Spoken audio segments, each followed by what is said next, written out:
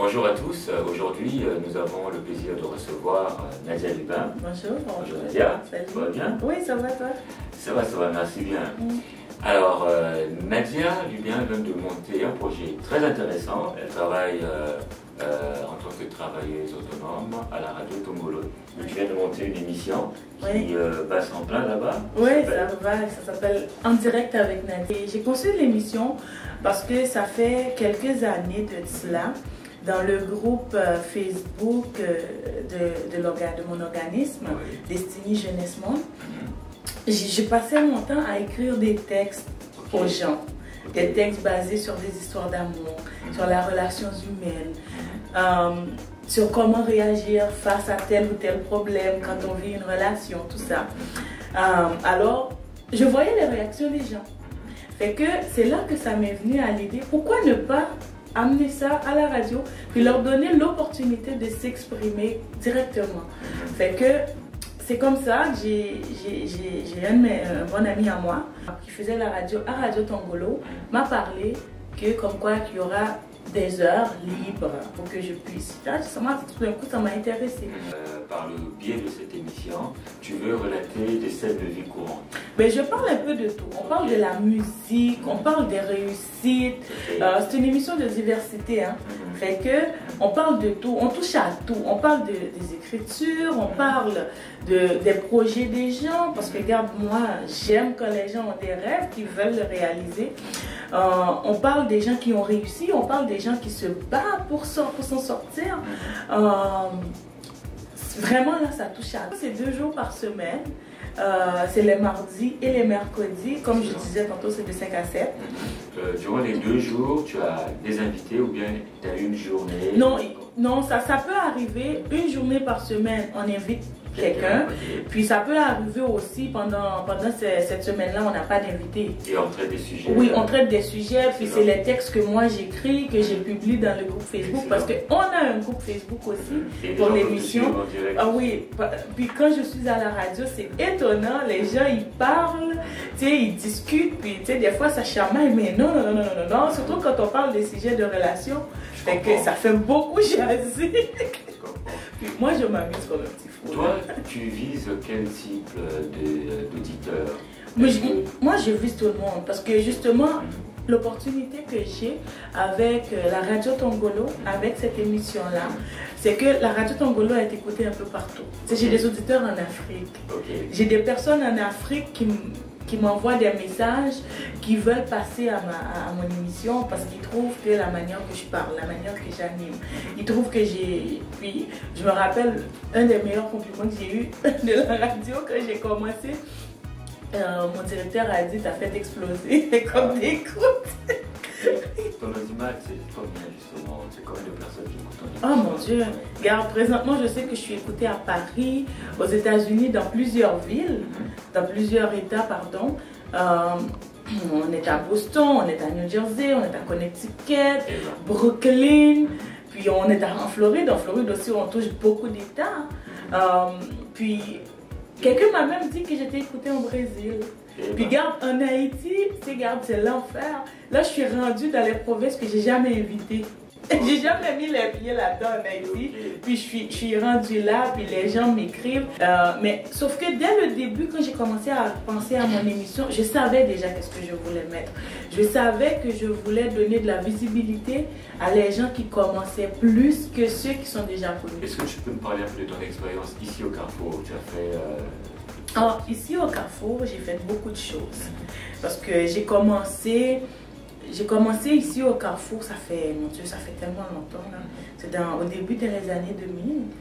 Ouais, j'ai commencé avec, premièrement, un projet d'études, parce que j'étais venue rencontrer une conseillère d'orientation pour un choix de carrière, que j'ai fait un parcours d'études.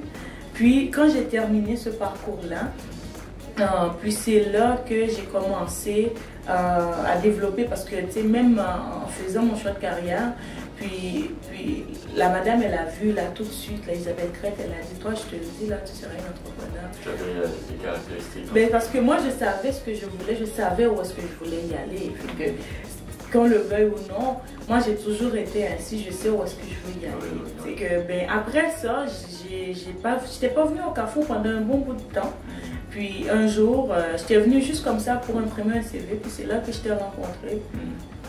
Et depuis on travaille. Ben c'est ça, depuis, je pense que ça fait, mon Dieu, je me rappelle même plus tellement que ça fait longtemps. Et maintenant que tu as ta propre émission qui fonctionne, je peux dire que tu es en train de réaliser ton rêve. Ouais, c'est un rêve c'est un rêve vraiment que de faire la radio, c'est un rêve que j'avais vraiment, ça fait longtemps, de pouvoir plus avoir mon émission. Ou est-ce que, parce que tu peux partager ton micro avec quelqu'un. Quand tu partages le micro avec quelqu'un, aujourd'hui tu peux être la meilleure animatrice, puis demain en t'écoutant en disant ben non, elle ou il a été plus bonne que toi. Mais quand c'est seulement toi qui es à la barre, c'est comme tu ne peux pas, regarde, tu ne peux pas compter sur l'autre, que tu es en forme. Puis moi, l'une des choses que j'entends souvent des gens qui m'écoutent, ils me disent toujours, surtout les Français, ils disent t'as catonné ce soir, hein, t'as vraiment catonné. Aujourd'hui, fonctionner avec ça en premier plan, là, c'était comme waouh! Parce que, premièrement, c'est un projet que moi j'ai travaillé toute seule, que j'ai écrit, que j'ai développé, tous les concepts, tout ce qui vient dans l'émission. C'est vraiment ton bébé. Oui, oui, c'est comme tout ce qui est à l'intérieur de l'émission, c'est moi. Qu'est-ce qui s'en vient, justement? C'est quoi le next step? Le next step, c'est que là, premièrement, je t'annonce en première que Destiny est incorporée. Ah, félicitations. Ouais. C'est quoi Destiny? Destiny Jeunesse Monde, c'est un organisme à but non lucratif.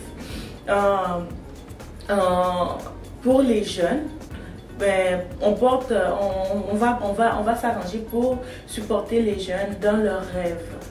On va mettre l'accent plus sur les rêves des jeunes. Permettre aux jeunes de concrétiser leur rêve. Oui, exactement. C'est quel type de rêve, par exemple? On n'a pas un rêve précis pour la simple bonne raison, on ne peut pas aller jouer dans la tête des jeunes. La seule chose, comme tu as pu faire avec moi, c'est d'aider les gens à cibler, à faire leur choix. On ne va pas choisir pour eux. Par contre, tu sais, parfois, quand on a un but dans la vie, c'est d'avoir quelqu'un sur qui compter, puis avoir une place. C'est ça le but de Destiny. C'est donner une place aux jeunes, où est-ce qu'ils savent, écoute, ils ne vont pas être jugés, peu importe le rêve qu'ils ont. S'ils s'en vont, s'ils arrivent chez Destiny Jeunesse Monde, ils ne vont pas dire, oh ben là, regarde, t'es fou toi de penser à ça. Non, nous, on prend ce qu'ils ont, puis on les aide à le concrétiser. C'est ça qu'on fera avec les Jeunesse Monde. Maintenant que l'organisme est incorporé, comment tu arrives à jongler entre l'émission et la radio et l'émission radio et l'organisme? C'est pour ça que j'ai attendu de commencer mon émission avant de partir l'organisme. Parce que premièrement, pour commencer la radio, c'est je dis toujours que je fais de la radio web. Ce qui veut dire que moi, ici, je peux faire mon émission. Automatiquement que j'ai l'internet, j'ai accès à l'internet, j'ai mon laptop, je peux faire mon émission partout où est-ce que je m'en vais depuis que j'ai la... Aujourd'hui, il y a beaucoup de jeunes comme toi qui ont des rêves, qui aimeraient également arriver au stade où tu es rendu. Est-ce que tu aurais une recette, Nadia, que tu aimerais partager aux ces jeunes qui veulent se lancer en affaires? Ah mon Dieu, moi je dirais une seule chose, la persévérance. Il faut vraiment beaucoup persévérer parce que très souvent quand je dis à quelqu'un, ou bien quand je sors mes projets, parce que moi j'aime dater, puis quand quelqu'un voit, hey, tu as écrit ça depuis en 2007, tu travailles dessus depuis telle année, oui, mais il faut dire que moi, j'ai pas travaillé le projet de Destiny Jeunesse Monde de 2007 ou bien de 2006 jusqu'à 2012. Tu sais, je l'ai fait, j'ai lâché, je l'ai fait. C'est sûr que moi, c'est pas, moi c'est comme ça que je suis parce que j'avais d'autres choses à faire tout le temps. Mais ça se peut aussi que tu vas trouver quelqu'un qui a toujours été là, qui vient toujours. Mais moi, je dis toujours, la persévérance finit toujours par récompenser. Puis, l'une des premières choses aussi, il faut croire en soi. Il faut croire en ses rêves parce que tout commence avec un rêve. C'est l'une des raisons qui fait que moi, le slogan de Destiny Jeunesse Monde, c'est rêver, oser, vivre. Rêver, oser, vivre. Oui, ça c'est notre slogan à Destiny Jeunesse Monde. Tu rêves en premier, tu oses tes rêves, ensuite tu vis de tes rêves. Ça, c'est excellent, ça. Il faut vraiment là tenir notre bout. Puis parfois on est faible quand on tient notre bout. C'est d'aller chercher des personnes comme Constantin qui connaît son affaire, qui est dans son affaire, qui sait c'est quoi les étapes, puis qui ne peuvent pas vous réduire en erreur. Puis on sait qu'avec Constantin, peu importe les idées qu'on a, ça va partir parce que lui, il ne va pas se ridiculiser. Puis, regarde, sans vraiment la garde, sans contexte, là, tiens le bout, tiens-le, puis tiens-le fort. Oh, je vous jure, parce que moi, vous le savez, hein, que j'ai tenu mon bout. La pause, tu as... C'est ça. Fait que ça, c'est vraiment la clé, là. C'est tenir. Puis parfois, c'est pas facile à tenir. Surtout pour moi qui ai un enfant. Fait que c'est pas facile. Pour les jeunes femmes monoparentales, par exemple, qui nous regardent et qui aimeraient se lancer, moi, je leur dirais que c'est pas le fait qu'on est mère monoparentale qu'on peut pas réaliser nos rêves. Regarde, moi, j'ai toujours été toute seule avec mon fils. Aujourd'hui, regarde, le mois prochain, mon fils aura 18 ans. Puis, je peux vous dire, écoute, il le sait qu'il a une maman qui fait beaucoup de choses. Il le sait, quand c'est le temps aussi de prendre du temps pour être avec mon fils, je le prends. Quand c'est le temps de le faire plaisir, je le prends. Puis pour moi, faire plaisir à mon fils est important, mais aussi de l'assurer un avenir aussi est important. Excellent, c'est parfait. Écoute Nadia, vraiment, merci beaucoup d'être venue nous voir. Merci à toi. Et puis bon courage à la radio, à la radio oui. et à Destiny. Oui, merci beaucoup.